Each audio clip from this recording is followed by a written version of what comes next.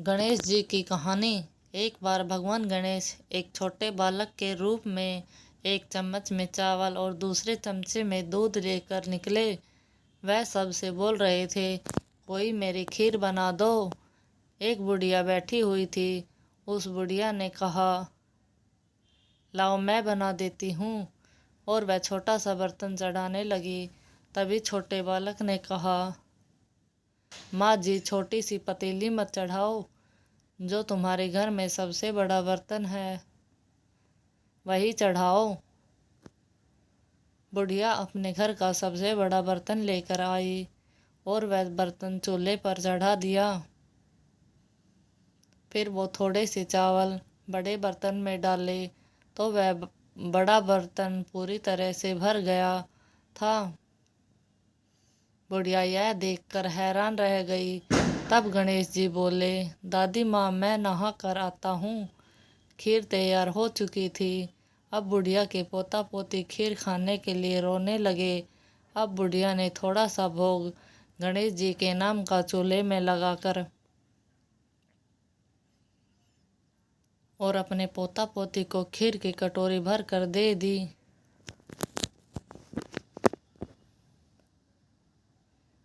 बुढ़िया की पड़ोसन ऊपर से यह सब कुछ देख रही थी। उसने सोचा कि यह चुगली न कर दे। उसने उसको भी एक कटोरी खीर भर कर दे दी और बुढ़िया की बहू ने भी उसमें से एक कटोरी भरकर खीर खा ली और कटोरी को चक्की के नीचे छुपा दिया। अब अभी भी गणेश जी नहीं आए थे। बुढ़िया को भी भूख लगी तो बुढ़िया ने भी एक कटोरी खीर भरकर दरवाजे के पीछे बैठकर खाने लगी। तभी गणेश जी आए। बुढ़िया ने कहा, आओ गणेश जी, खीर खाओ, मैं तुम्हारा ही इंतज़ार कर रही थी। गणेश जी ने कहा, दादी माँ, मैंने तो खीर पहले ही खा ली। बुढ़िया ने कहा, कब खाई? अब गणेश जी ने कहा, जब तेरे पोता पोती ने खाई, तेरी पड़ोसन ने खाई और तेरी बहू ने खाई। अब तूने खाई तो मेरा पेट पूरी तरह भर चुका है। बुढ़िया ने कहा, सारी बात सच है, लेकिन बहू तो सुबह से ही काम में लगी हुई है, फिर उसने खीर कब खाई? तब गणेश जी ने कहा कि चक्की के नीचे देखो, जूठी कटोरी रखी हुई है और तूने तो खीर खाने से पहले मेरा भोग तो लगाया था, लेकिन उसने तो खीर खाने से पहले भोग भी नहीं लगाया। अब बुढ़िया बोली, बेटा कोई बात नहीं, घर की बात घर में ही रहने दो। अब बताओ, बची हुई खीर का क्या करना है? फिर गणेश जी ने कहा, पूरी नगरी में बुलावा दो और पूरी नगरी जिमाओ। फिर बुढ़िया ने गणेश जी के कहने पर वैसा ही किया। पूरी नगरी में बुलावा दिया और पूरी नगरी को जिमा दिया। लेकिन बर्तन की खीर अभी भी ख़त्म नहीं हुई थी, वह पूरा भरा हुआ था। राजा को यह बात पता चली तो राजा ने बुढ़िया को बुलवाया और बुढ़िया से कहा, क्यों रे बुढ़िया, ऐसा बर्तन तेरे यहाँ शोभा नहीं देता। ऐसा बर्तन तो यहाँ राजमहल में होना चाहिए। फिर बुढ़िया ने कहा, राजा जी आप ले लो। राजा ने खीर का बर्तन महल में मंगवा लिया।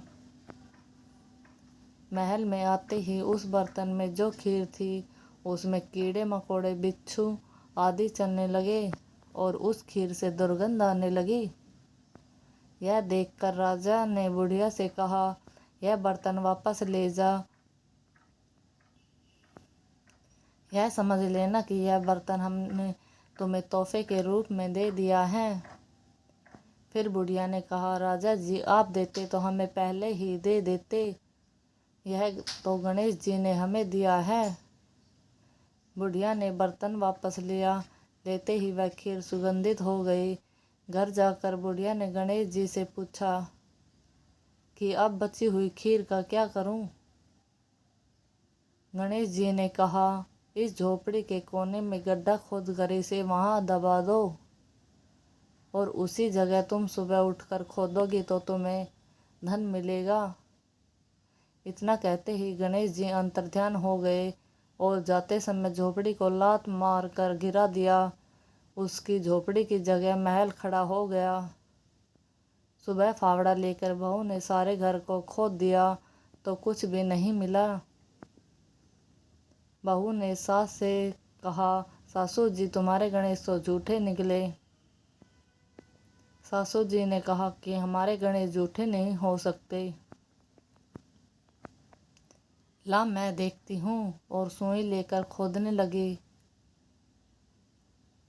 खोदते खोदते उसे टन टन की आवाज़ आने लगी और मिट्टी हटाकर देखने लगे तो 2 मटके दबे हुए थे,